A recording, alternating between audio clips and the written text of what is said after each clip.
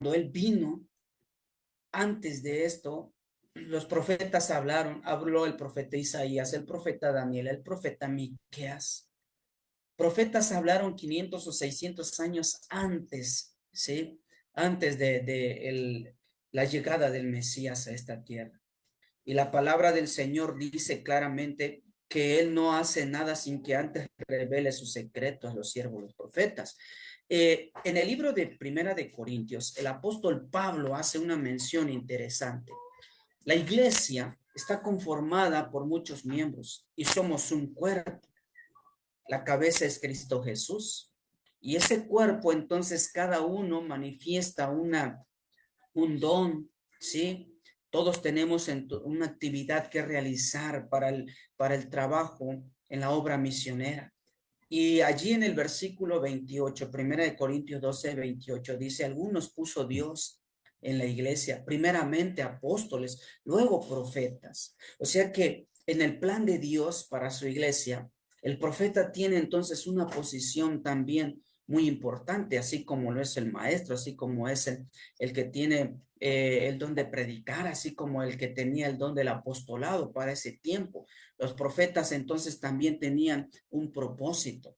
El proceso que Dios sigue cuando levanta un profeta. Aquí tenemos que poner atención porque hoy en día vemos la declaración de Cristo en Mateo 24, falsos profetas, falsos cristos, falsos maestros. Hay organizaciones religiosas que tienen entonces esa catalogado dentro de sus organizaciones profetas como tales, pero realmente cuál es la función o cómo actúa Dios a través de un profeta. Primeramente, él llama a un profeta. Sí, y a mi mente ahorita viene, entonces cuando llama al profeta Amós, dice que él se dedicaba al campo, al arado del campo, y Dios lo llama, ¿sí? Y así entonces le da un mensaje, vinculándolo con una profecía de tiempo. Ese mensaje es un mensaje de juicio.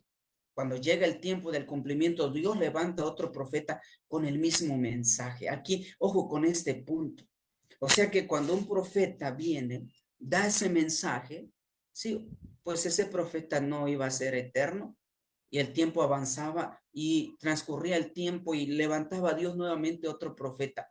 Pues ese nuevo profeta no iba a ir en contra del profeta anterior, no iba a ponerlo entonces en mal o decir cosas que no son o no corresponden a los principios. También dice ese profeta enfatiza nuevamente un juicio. Es verdad presente para este tiempo. Dios salva a un remanente mediante el liderazgo del profeta. Estas características son interesantes si ponemos un ejemplo allí en pantalla. Vamos a ir a los tiempos antediluvianos, cuando Dios decide destruir entonces a este mundo por agua. Ya vimos que Él no va a actuar sin que antes dé a conocer el mensaje. ¿Desde cuándo se anunció entonces el mensaje de un juicio a través del diluvio? ¿Sí? Aunque le tocó vivirlo a Noé, pero desde Matusalén, incluso antes de Enoc, esta declaración lo encontramos en el libro de Judas, ¿sí? En el verso 14 y verso 15. Allí la palabra de Dios dice lo siguiente: de estos también profetizó Enoc, séptimo desde Adán, diciendo: he aquí el Señor viene con decenas de millares de sus santos para ejecutar juicio contra todos, convencer a todos los impíos de entre ellos. Ahora bien, dice la palabra del Señor en Génesis 5 que Enoc, ¿sí? Se lo llevó Dios, consagró su vida, ¿sí? En medio de un pueblo lleno de maldad, lleno de violadores de la ley de Dios, y se lo llevó. Pero él ya había comenzado, ya había dado el mensaje que vendría entonces un juicio. Entonces, después de él, Dios levanta a otro hombre. Y resulta que es engendrado Matusalén y a través del tiempo vienen otros hombres, llega hasta al momento de Noé, ¿sí? Es interesante ver el nombre de Matusalén, cuando muera será enviado, o el significado del nombre es un juicio, ¿sí? Y los tiempos de Dios son perfectos, que en ese año 969 de Matusalén, ¿sí? No le tocó él ver el diluvio, pero precisamente en ese preciso tiempo cayó el diluvio y se ejecutó el juicio de Dios. Con este ejemplo quiero dejarles en claro, hermanos, que la característica de un buen profeta que es de Dios es que él va a tener la secuencia de los principios de Dios, el principio del mensaje. Jamás va a inventar algo nuevo que no esté de acuerdo a los profetas anteriores. Esto lo tenemos que entender muy bien, ¿sí? Y las cosas que el profeta anterior dijo, él le da un seguimiento y se cumplen. Este es un ejemplo muy claro, un ejemplo muy bíblico que encontramos allá en el libro de Génesis. Ahora, dice la sierva del Señor, Matusalén, el abuelo de Noé, vivió, dice, hasta el mismo, ¿sí? Aquí está lo que les mencionaba, el mismo año cuando ocurrió el diluvio. Hubo otros que creyeron en la predicación de Noé y le ayudaron en la construcción del arca, que murieron antes que las aguas de estas cayeran sobre la tierra. O sea que en ese tiempo, sí, o en ese año que Matusalén vivió, hasta ese año entonces cayó el diluvio. Pues es que eso eran lo que anunciaban desde Enoc, Matusalén, después vino Noé, 120 años. Y jamás encontramos en las predicaciones de Noé que contradijera lo que Enoc, si sus antepasados dijeron. Ahora, cuando nosotros vemos estas declaraciones, también vamos a la Biblia y nos vamos a encontrar que en la palabra de Dios, a través de la historia, también hubieron mujeres profetas. Y en la Biblia encontramos, por ejemplo, a la profetisa Hulda, a María, la profetisa, a Noadías, la profetisa, ¿sí? Y también encontramos que incluso Isaías, ¿sí? Tomó por esposa a su esposa, profetizaba también. En el libro de Lucas encontramos a Ana, la profetisa. En el libro de Hechos dice claramente que las hijas de Felipe, si estas tenía cuatro hijas, doncellas que profetizaban también.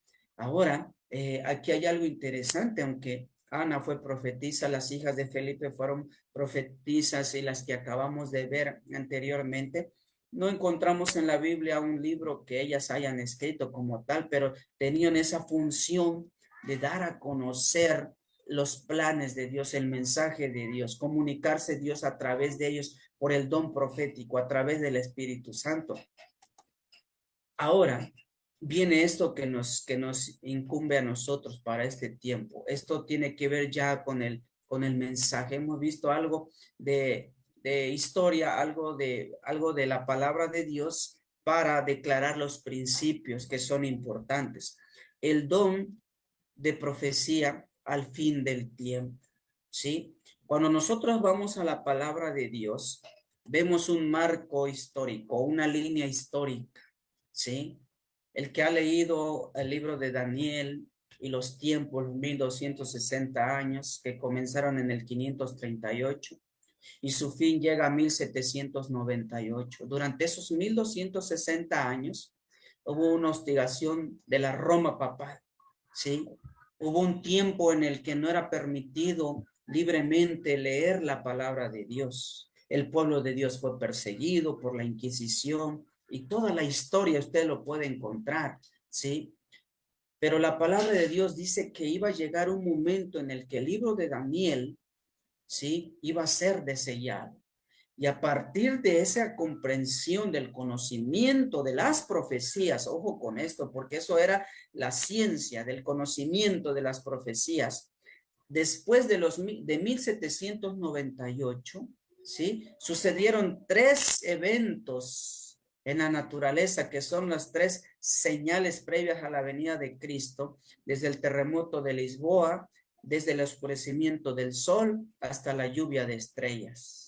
Posteriormente a eso comenzaron a resurgir porque como ya había libertad, ya la hostigación papal había terminado, ¿sí? Comienzan a surgir muchos movimientos, muchas denominaciones comienzan a darse vida. Estamos hablando ya que al fin del tiempo, aquí está donde comienza el tiempo del fin, 1798. El libro de Daniel es comprendida las profecías desde el capítulo 7 al capítulo 12, ¿sí?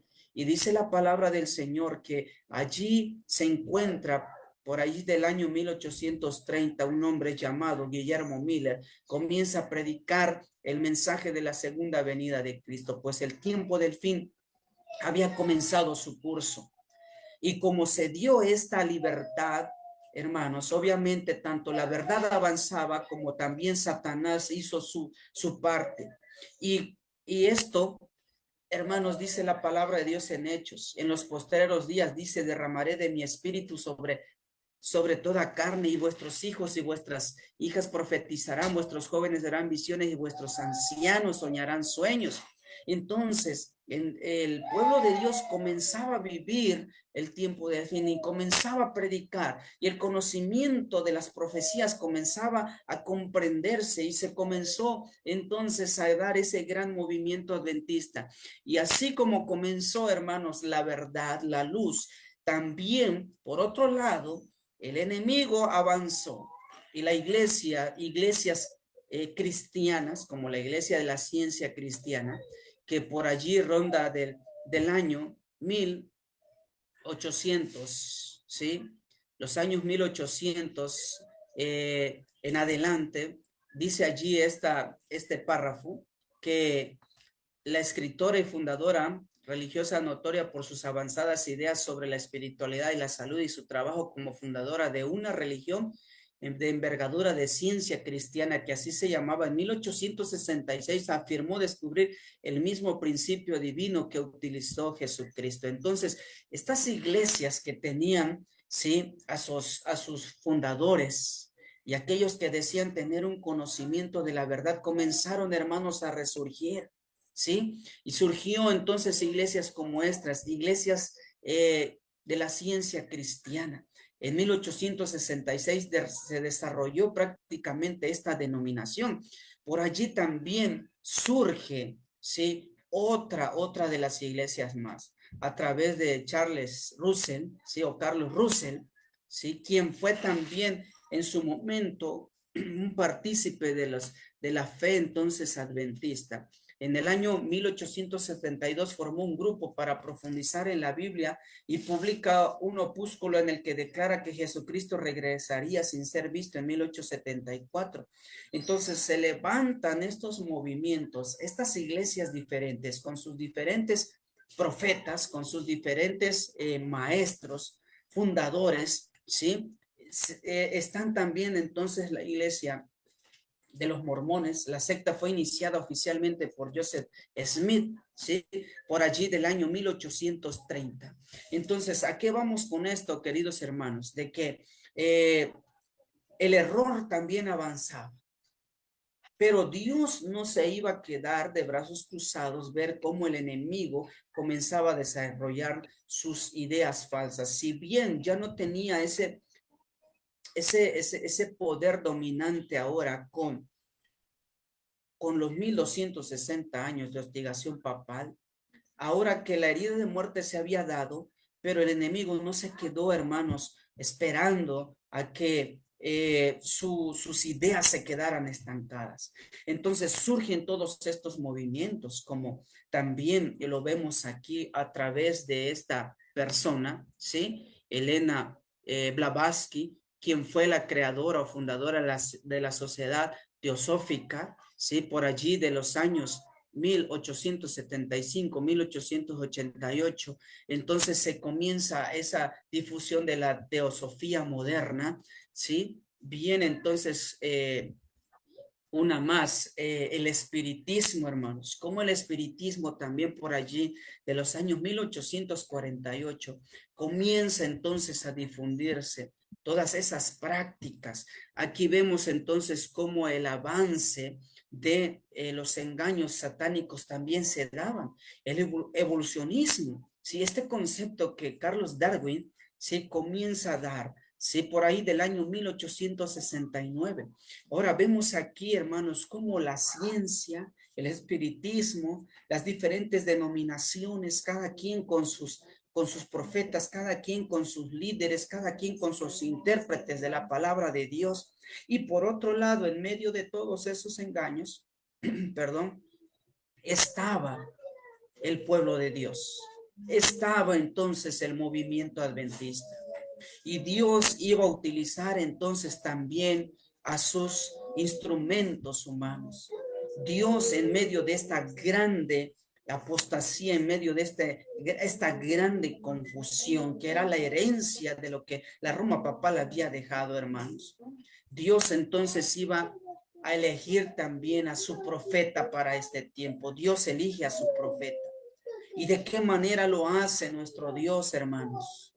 Porque sabemos la declaración de Amós 3:7, Él no hará nada sin que revele su secreto a sus siervos, los profetas. Pues en medio de todo esto que estamos viendo, del avance del ateísmo, del espiritismo, de las diferentes denominaciones, Dios elige entonces también a su profeta. Y en los primeros intentos de llamado que Dios hace, Dios elige entonces a William Ellis Foy, ¿sí?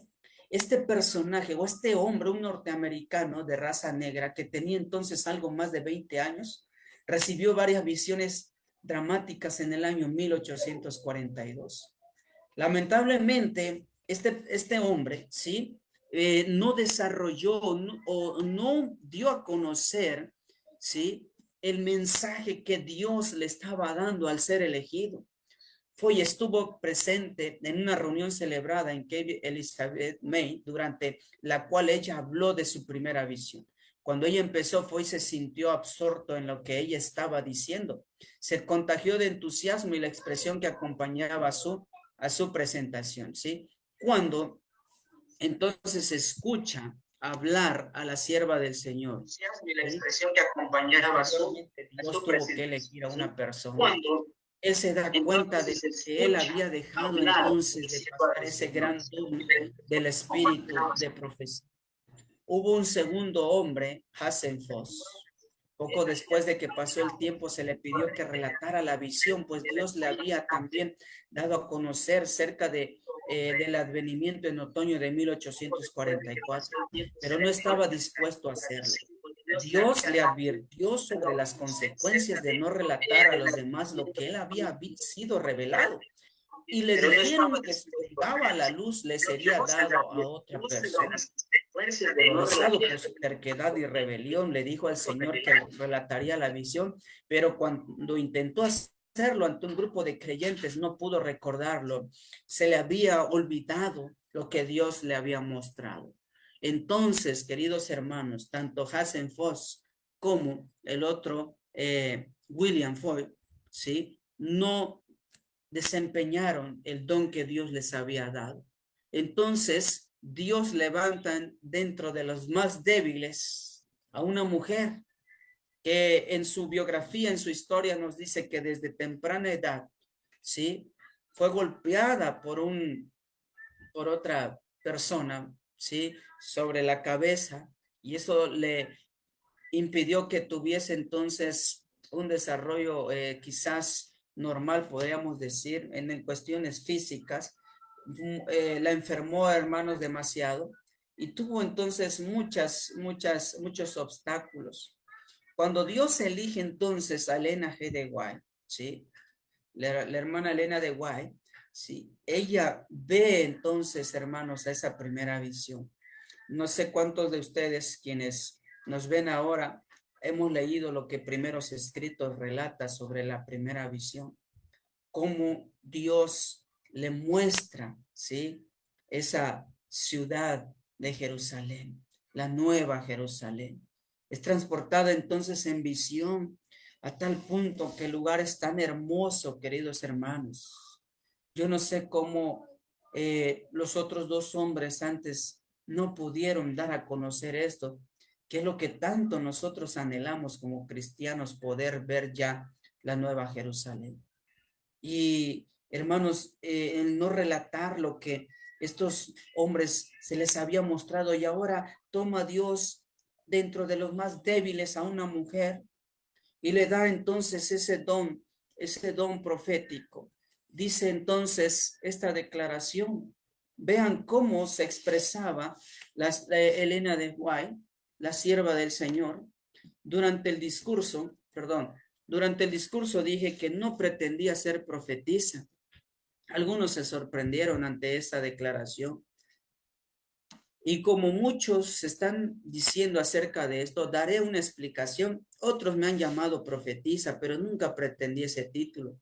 No he sentido que era mi deber designarme así.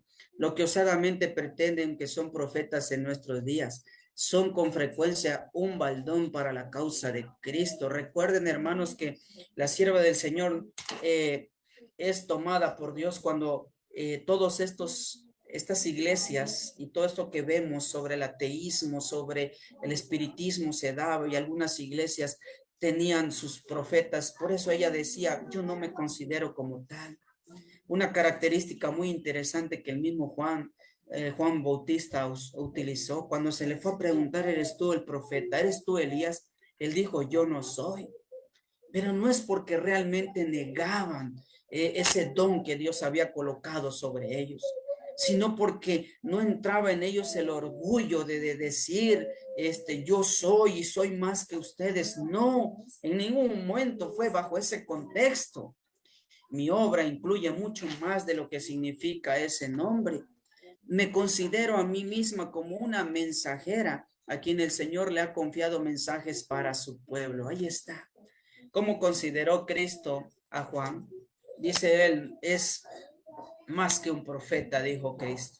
Él es el siervo del Señor, quien había enviado para preparar el camino a la llegada de Cristo. Ahora la sierva del Señor en la carta 55 del año 1905 decía claramente, yo soy la mensajera del Señor. Y en mí ha confiado el Señor esos mensajes para darle a su pueblo. Hermanos, qué hermoso, qué impresionante es esta declaración, ¿sí? Del espíritu de profecía.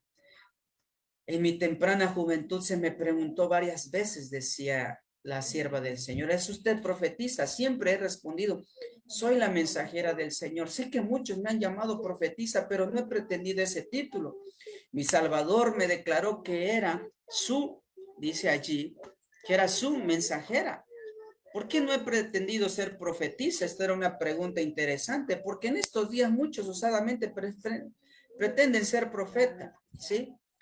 Entonces, mi obra incluye mucho más de lo que significa la palabra profeta. Y aquí entonces viene algo interesante, queridos hermanos. Cuando usted y yo, como adventistas del séptimo día, como ministerio de sostén propio, historicistas, ¿sí? Como predicadores de este mensaje, se nos hace declarar qué es lo que nosotros creemos sobre este punto. Nosotros declaramos, hermanos, de lo que está escrito a través de los profetas de Dios, a través del mismo don profético que Dios dio a la fe adventista. Porque así como Dios inspiró a través del Espíritu Santo a los profetas, a todos aquellos que escribieron la palabra de Dios, asimismo Dios usó al Espíritu Santo para inspirar, sí, para entrar en visión a Elena G. de White. Y lo que ella escribió entonces, hermanos, incluye un significado.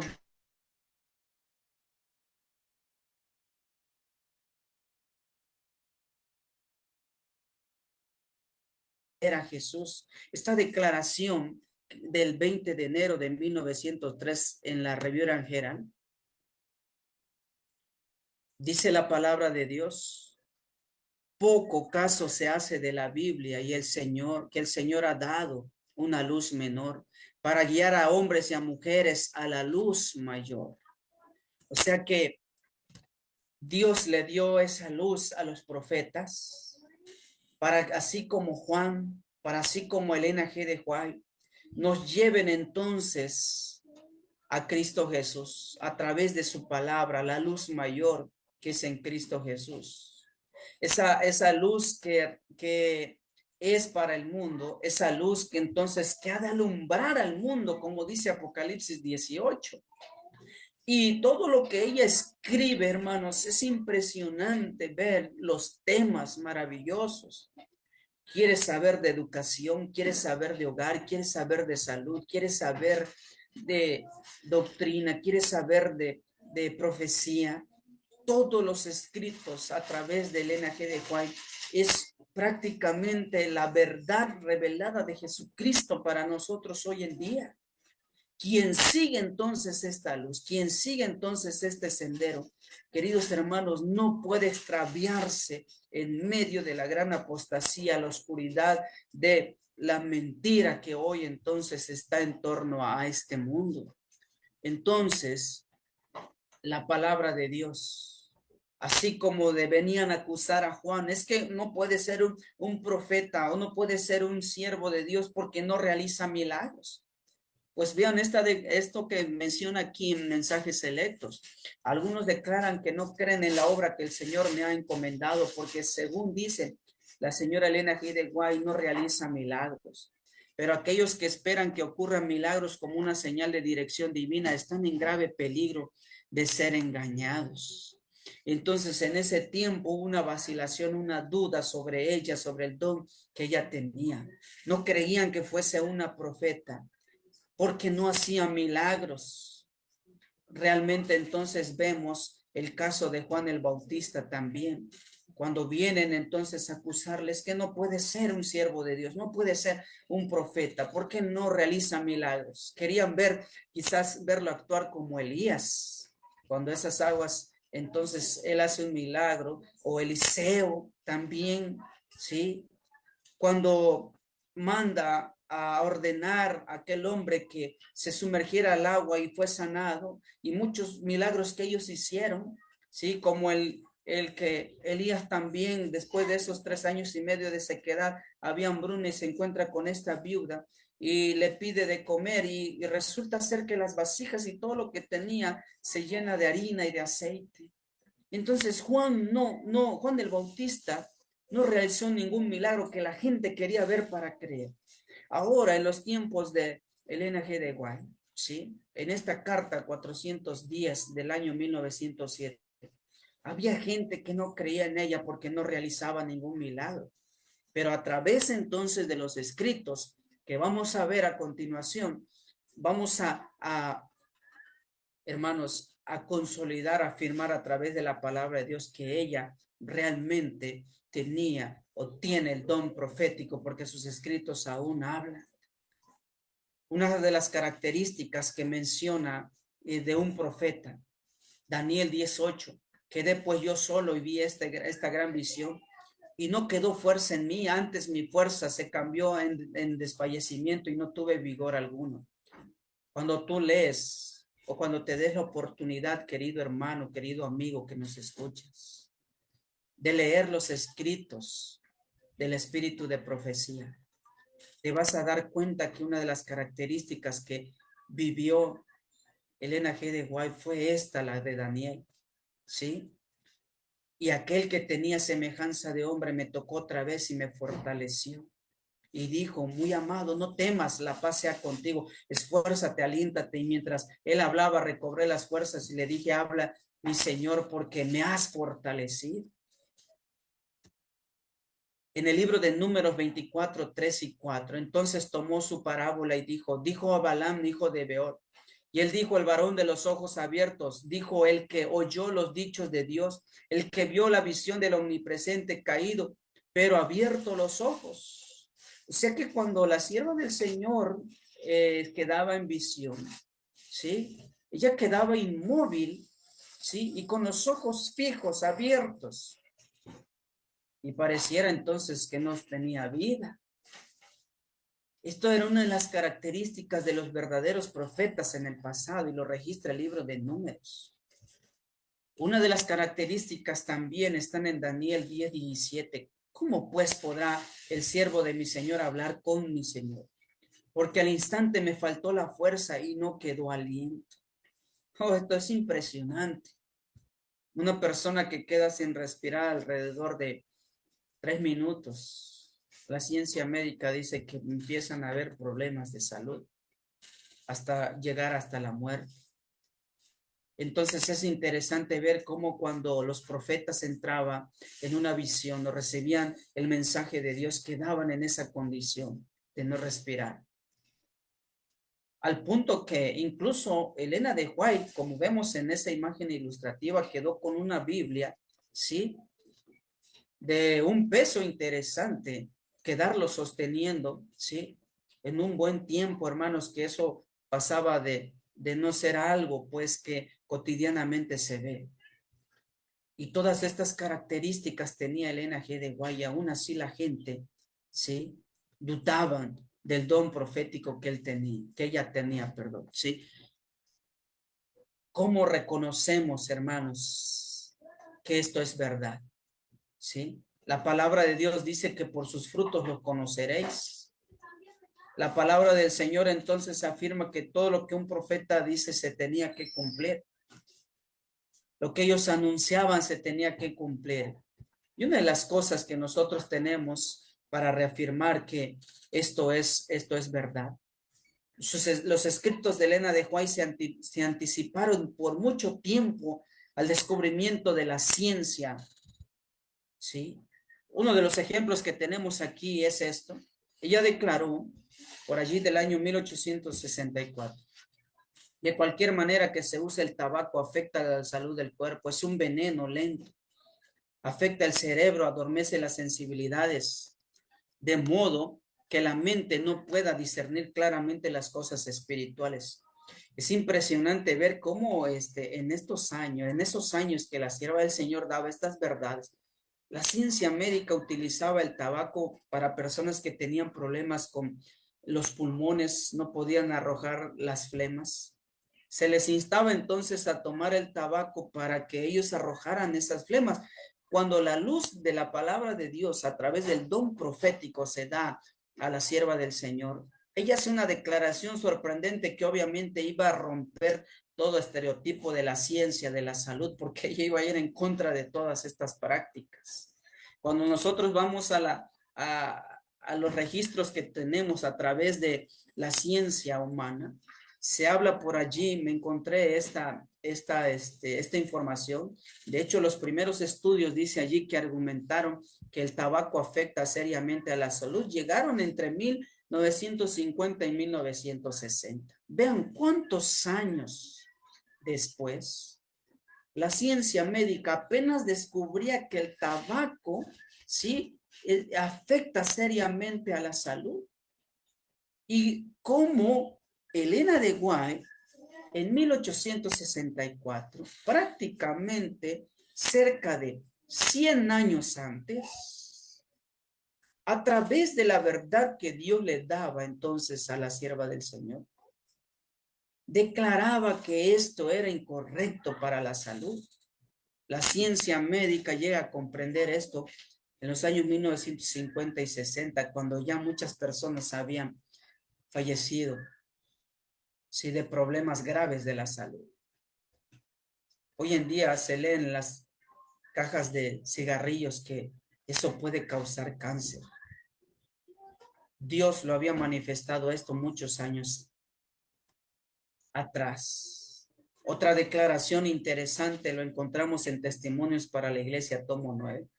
Si el comer carne fue alguna vez saludable, no lo es ahora. Los cánceres y los tumores y las enfermedades pulmonares se deben mayormente a la costumbre de comer carne, perdón. ¿Sí? Obviamente el comer carne es comer la enfermedad, el cáncer y los tumores. Esta declaración son actuales. La ciencia médica hoy ha registrado que el comer carne, ¿sí?, está provocando, entonces elevan el riesgo de mortalidad por comer incluso muy poca carne roja. Hoy la ciencia médica reconoce que 72 horas para digerir en nuestro intestino y quedarse allí en los residuos llega a causar problemas de colitis, problemas de hasta cáncer de colon y hasta la muerte. Cuando la palabra de Dios a través del don profético hacía más de 100 años atrás, ya el Señor había dado a conocer que esto provocaba cánceres y tumores. Hoy tenemos, hermanos, está floreciendo la enfermedad, el cáncer, los tumores. Sí, lamentablemente hasta el pueblo adventista que tenemos estas verdades nos ha azotado este tipo de problemas de salud. Más adelante vamos a ver el porqué de las cosas. Pues aquí dice la palabra de Dios, hermanos, acerca de esto. Todo aquel que niega entonces el don profético, el testimonio del Espíritu de Dios, sin profecía el pueblo será disipado. Se encenderá, dice la palabra de Dios, un odio satánico contra los testimonios. La obra de Satanás será perturbar la fe de las iglesias. ¿Por qué el enemigo pone entonces, hermanos, o le declara una guerra a los testimonios? Porque a través de los testimonios ahí están las verdades. Y lo que Satanás quiere, hermanos, evitar es que la luz de la verdad le llegue a las personas. Por eso declara y guerrea contra los testimonios. Una cosa es cierta, los adventistas del séptimo día que adoptan su posición bajo la bandera de Satanás primero abandonarán su fe. E Irán dice, ¿qué van a hacer después de esto? Abandonarán, hermanos, la fe. En las advertencias y reproches contenidos en los testimonios del Espíritu de Dios. El enemigo ha hecho esfuerzos magistrales para perturbar la fe de nuestro pueblo en los testimonios. Queridos hermanos, doy gracias a Dios porque me dio el privilegio de nacer en la cuna adventista como tal. Sí. Y debo reconocer también, hermanos, que aunque nacimos allí, no siempre fue así como ahora de ver esos libros con tanta necesidad de conocer qué es lo que tienen allí. Porque no se nos familiarizaba, no se nos inculcaba. Pero a pesar de que la luz o la verdad no brillaba por completo, siempre en casa tuvimos entonces uno que otro libro de esos libros rojos como vemos allí en pantalla. Aquí nada más a la mano tengo uno. Voy a pedirle aquí a mi esposa me pueda pasar, ¿sí? Hay otros allí en la parte de abajo. De estos libros, hermanos, están casi pues gastados por el tiempo, las hojas están ya amarillas. Pero de estos libros siempre vimos aquí, por poner el ejemplo, tengo La Voz, ¿sí? La voz, su uso de la educación y su uso correcto, ¿sí? En su educación y su uso correcto, ahí está. El título casi no se ve ya, es La Voz, su educación y su uso correcto. También los pioneros, ¿sí? Los pioneros escribieron algunas posiciones muy interesantes que hoy en día nos apoyamos en ellos porque son verdad, porque la sierva del Señor así lo mencionó, lo manifestó. Eh, Tenemos también aquí en casa, ¿sí? Un libro, no sé si alguno de ustedes lo tendrá también, El permanente don de profecía. Precisamente habla sobre el tema de lo que estamos hablando. En este caso fue escrito por Arturo G. Daniels, ¿sí? Ahí está el libro. Y aunque este hombre no fue inspirado por el Espíritu Santo, o sea, en la manera como Elena de White fue usado, el Espíritu Santo les hizo entender en sus mentes, en sus pensamientos, y lo que ellos escribieron está relacionado al don profético. O sea que fueron usados por Dios también estos hombres. Pero lamentablemente, queridos hermanos, estamos llegando a un punto de lo que allí está escrito en pantalla, ¿sí? Hoy en día, entonces, estos libros son desconocidos. Hace aproximadamente 10 años atrás, cuando nosotros comenzamos a estudiar, el pastor vino a la congregación y le dijo a los hermanos, sí, que por favor no leyeran ya el conflicto de los siglos porque nos iba a volver locos porque supuestamente a nosotros nos había causado una locura por leer el conflicto de los siglos, por abrir los ojos y despertar lo que esas páginas sagradas dicen del conflicto de los siglos. Hermanos, es una pena lo que se está viviendo entonces en este tiempo, pues el plan de Satanás es prácticamente destruir esto, ¿sí? El plan de Satanás es de que nosotros nos alejemos de estos grandes principios que Dios ha dejado. Allí está la cita que vemos en Testimonios para la Iglesia, pero también lo podemos ver a través de eventos de los últimos días, ¿sí? La palabra del Señor dice que el plan de Satanás es debilitar la fe del pueblo de Dios en los testimonios. O sea que llegue el momento de que nosotros rechacemos esto. Eso es lo que el enemigo desea. Luego sigue el escepticismo contra los puntos vitales de nuestra fe, o sea que tú desconozcas el testimonio de Jesús, después vayas contra los pilares de la fe. Y por último, una duda hacia las sagradas escrituras y prácticamente una marcha descendente hacia la perdición. En eso está entonces trabajando el enemigo en este tiempo. Y por eso encontramos libros como este, escritores que lamentablemente, hermanos, son adventistas. Esto, hermanos, ha causado una situación tremenda aquí en México, ¿sí? Alguien dice esa pregunta allí a la mitad de la página. ¿Alguien puede ser miembro de la iglesia adventista y no creer que Elena G. de White haya sido la mensajera del Señor? La iglesia adventista edifica su cuerpo doctrinal en la Biblia, no en los escritos de Elena G. de White. Aunque la iglesia considera los escritos de ella como inspirados por Dios, no lo coloca al nivel de las escrituras.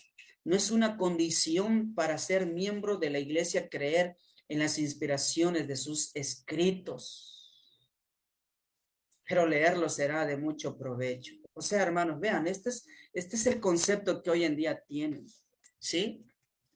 El que inspiró este libro, la Biblia, el quien hizo que estos hombres escribieran lo que encontramos en la Biblia fue el Espíritu Santo.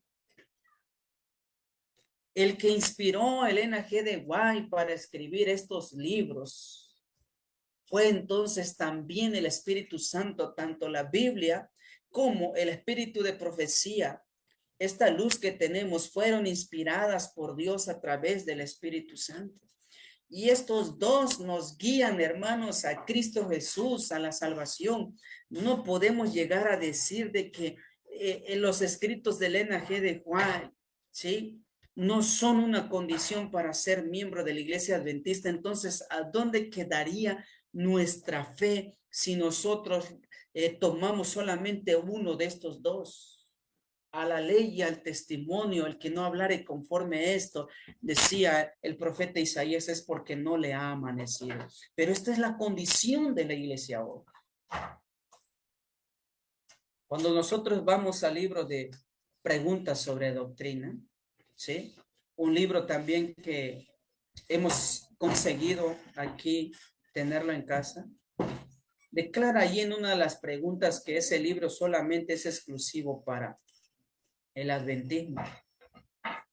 Hermanos, pero cuando a mí me ha tocado entonces hablar, cuando tenemos que declarar, por ejemplo, temas de salud, no podemos ocultar el don profético. Ahí sale a relucir consejos sobre el régimen alimenticio. Ahí sale a relucir el libro de la temperancia, consejos sobre la salud, ¿sí? Y muchos escritos más. No podemos nosotros ocultar esa luz, hermanos. Es un privilegio tenerlo para nosotros hoy. Entonces, cuando nosotros vamos, hermanos, a estos escritos, nos dirigen a Cristo Jesús. Nos dirigen entonces a la verdad que es en Cristo Jesús. Y es por eso que en esta noche yo hago un llamado a todos ustedes, mis hermanos, que compartimos esta misma fe, ¿sí? Ha llegado el momento de levantar la antorcha de la verdad, ¿sí?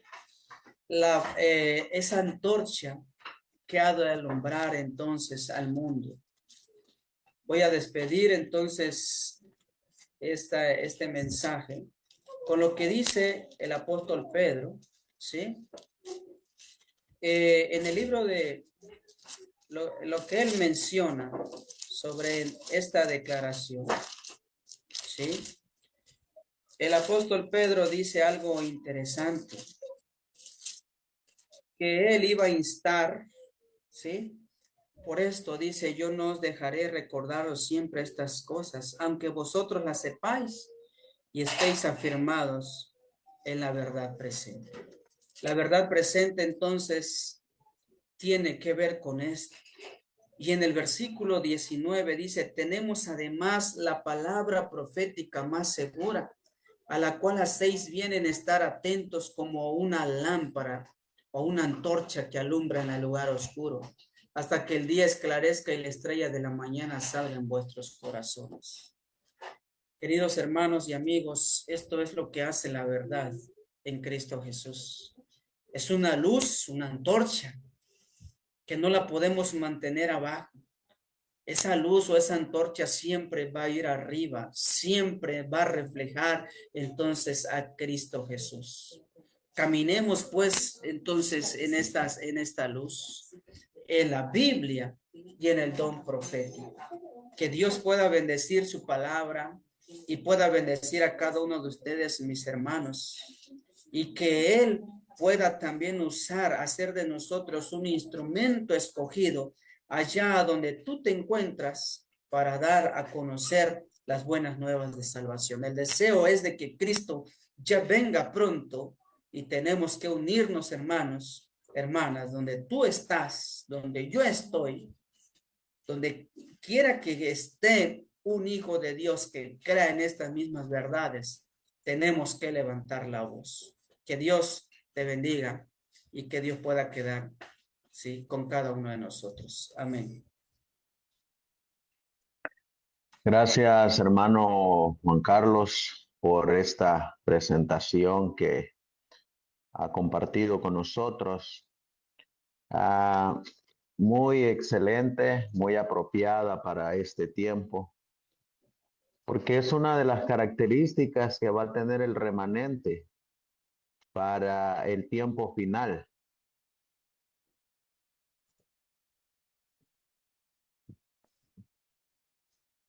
¿Sí me escucha, hermano Juan Carlos?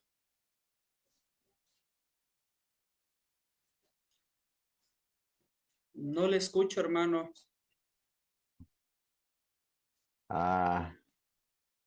Yo sí lo escucho perfectamente bien. No sé si tengamos algún problema ahí con el audio. Mientras vemos si usted nos puede escuchar, una de las características que nos menciona la palabra de Dios que va a tener el remanente es que tienen el testimonio de Jesucristo. Y en el testimonio de Jesucristo encontramos, pues, estas características donde podemos ver cómo es que este remanente tiene que tener el testimonio de Jesús, que es el espíritu de profecía, que es el don profético. A, a mí me gustó y me llamó la atención ese documento que usted presentó acerca de que no necesitamos para ser parte del remanente el don profético. Mientras nuestro hermano recupera el audio, quisiera compartirle a nuestros hermanos esta ilustración que ustedes miran ahí en su pantalla, que se cree en el adventismo y que desgraciadamente hoy en día pues se ha rechazado. Y es la creencia número 18, donde se muestra que los adventistas del séptimo día aceptan la Biblia como su único credo y sostienen que ciertas creencias fundamentales son enseñadas de las Santas Escrituras. Estas creencias, así como están presentadas aquí, constituyen el entendimiento y la expresión de la Iglesia sobre las enseñanzas de las Escrituras. Una revisión de estas declaraciones se podría llevar a cabo en una sesión de la Asociación General cuando la Iglesia, guiada por el Espíritu Santo, sea llevada a un entendimiento más completo de la verdad bíblica o encuentre palabras más adecuadas en las cuales expresar las enseñanzas de la palabra.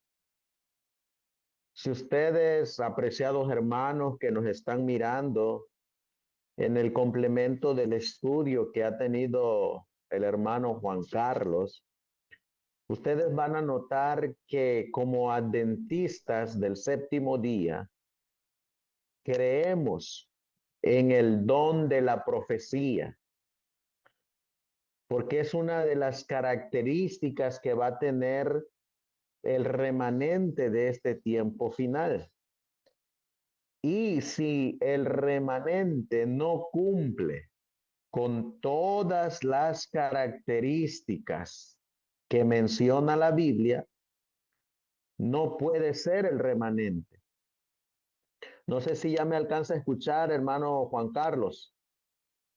Sí, hermano, ya le escucho. Gracias. Sí, y es que le estaba comentando a los hermanos acerca de esta creencia, la creencia número 18, que usted mencionó en ese libro, de que si puede ser uno parte del remanente y no creer en el don de profecía.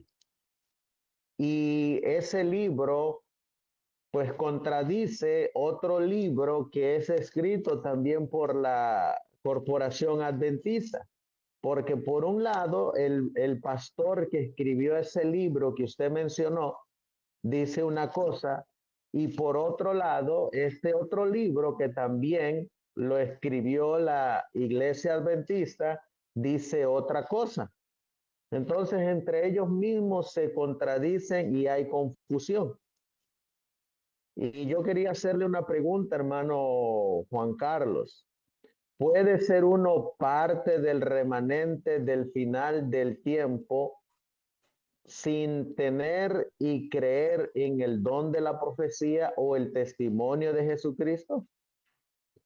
Pues prácticamente, no, hermanos, tenemos que aceptar el don profético porque es parte de nuestra fe como adventistas del séptimo día. Como bien lo decía el mensaje en esta noche, es que a través de esas declaraciones, hermanos, Dios ha dejado para nosotros como pueblo esas verdades. Sin profecía, dice la palabra de Dios, el pueblo se desenfrena. ¿Sí? No podemos nosotros estar bajo esa condición. Hace un momento yo les hablaba también de este libro, ¿sí? Acerca de preguntas sobre doctrinas. Otra de las cosas que también va en contra de esto, ¿verdad? Es querer dejar a un lado la palabra de Dios. En esas preguntas sobre doctrina se ataca precisamente una de nuestras doctrinas principales, el santuario, ¿sí? Entonces hacen ver al don profético de decir algo que realmente no lo dijo, ¿verdad? Sí, y se contradice nuevamente estas supuestas verdades o creencias que hoy en día tiene la organización. Esto es lo que causa confusión, pues, como tal, hermano. Es interesante lo que les decía al final. Hace 10 años atrás, nosotros comenzamos a estudiar el conflicto de los siglos y a nosotros se nos catalogó como estar locos por lo que íbamos creyendo, ¿sí? Y ahora veo que reparten el conflicto de los siglos, pero pareciera ser una verdad el que hoy en día la reparten, pero vamos a la realidad que es un conflicto de los siglos también, lamentablemente. muy editado, ¿sí? Tiene muchas cosas que se le han quitado y realmente, como usted bien mencionaba, por un lado dicen una cosa, pero en su actuar viene a ser diferente, hermano. ¿Será, hermano Juan Carlos, el rechazo de los testimonios, como usted mencionó en la cita de la mensajera, los pasos que nos llevaron a la apostasía en la que estamos? Es que claramente, hermano, forma parte de eso porque el rechazar, allí Dios ha dejado manifestado a través del don profético todos los principios, ¿sí? Refuerza las creencias de nuestra fe o nuestros pilares de nuestra fe. Vuelvo a repetir el punto importante acerca del santuario, acerca del mensaje de los tres ángeles. Entonces, el negar esto queda entonces el adventista como una venda en los ojos, porque no conoce, no entiende los tiempos. Y prácticamente eso ha llevado a prácticas o a tomar doctrinas de otras partes y traerlas y enseñarlas. Prácticamente eso ha provocado, hermano, apostasía dentro del pueblo adventista. ¿Será, hermano Juan Carlos, que el ecumenismo entre las demás organizaciones religiosas también ha tenido que ver en el rechazo actual de los testimonios? Claramente, hermano, también, porque allí nosotros encontramos pues principios escritos que nos impiden hablar sobre eso. Cuando nosotros nos extendemos, voy a poner un ejemplo acerca pues la marca de la bestia, ¿sí? Pues allí en los escritos nos habla que es el domingo, ¿verdad? Y cuando nosotros dejamos a un lado eso, pues comenzamos nosotros a relacionarnos con organizaciones religiosas o predicadores o medios que también supuestamente predican la verdad y comenzamos nosotros a dejar a un lado esos principios y nos vemos involucrados en ese engaño que se llama ecumenismo, hermano. Claramente la palabra de Dios a través del don profético nos da más luz de lo que ya la Biblia menciona, pero nos los da a detalles por si así lo queremos nosotros mencionar. Y para ya finalizar, hermano Juan Carlos, si rechazamos el testimonio de Jesucristo, que es el don profético, ¿será que estamos rechazando a el mismo Dios y sus consejos a través de los profetas?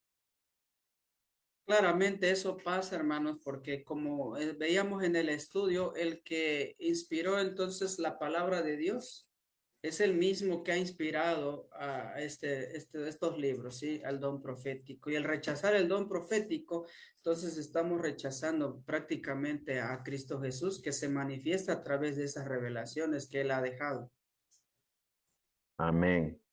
Pues gracias, hermano, a Juan Carlos por esta presentación y gracias a Dios que en este tiempo del fin, pues Dios tiene un remanente que va a cumplir con todas las características que marcan la palabra de Dios.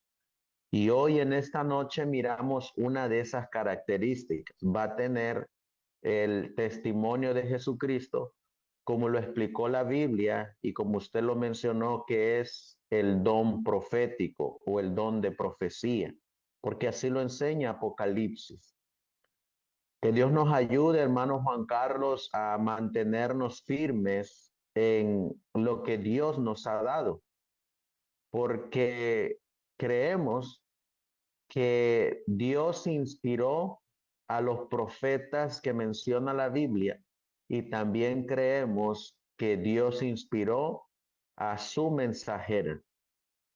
Por lo tanto, podríamos llegar a la conclusión de que rechazar el don profético en la actualidad es como rechazar los escritos de Moisés, los escritos de Samuel los escritos de Jeremías, de Isaías y de todos los profetas que anunciaban la venida del Salvador.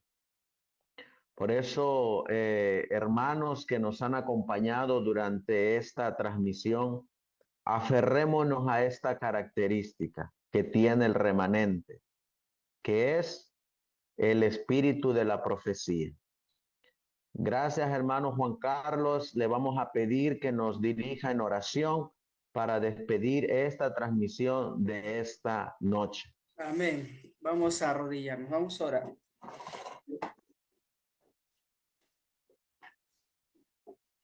Padre nuestro que estás en los cielos, santificado es tu nombre, Señor.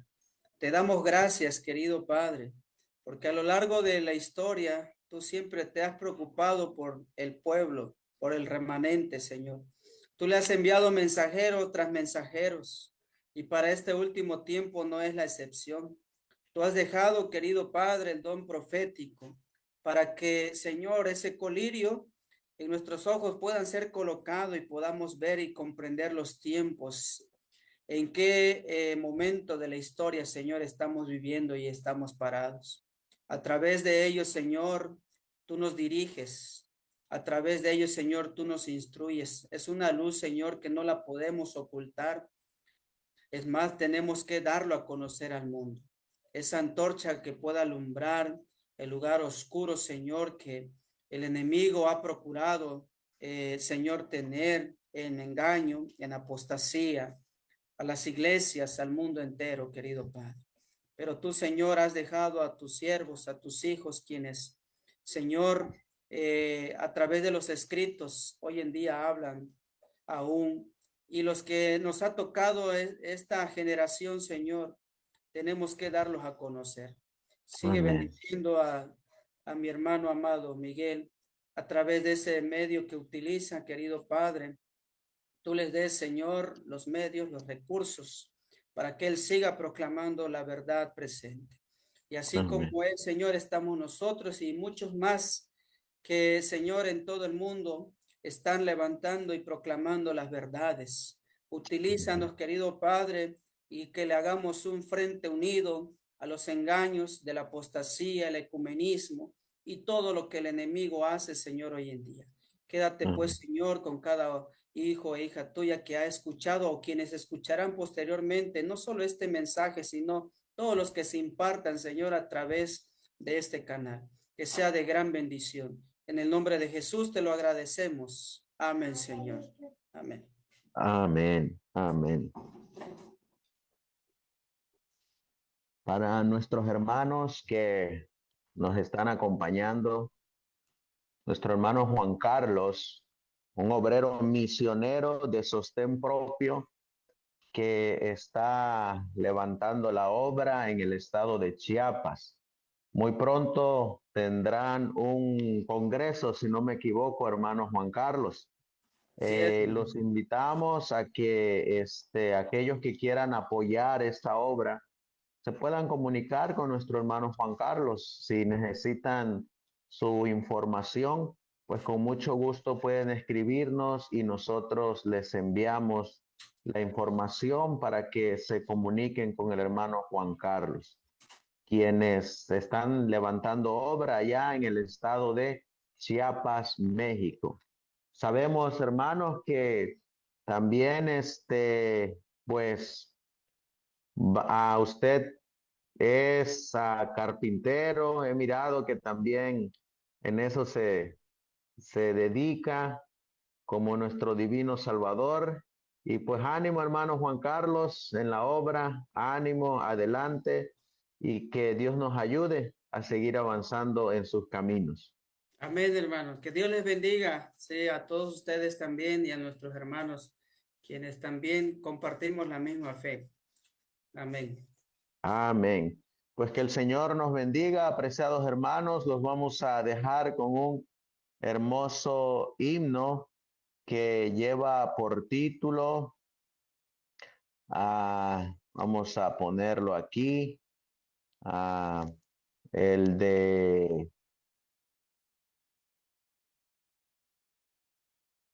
Dice el himno,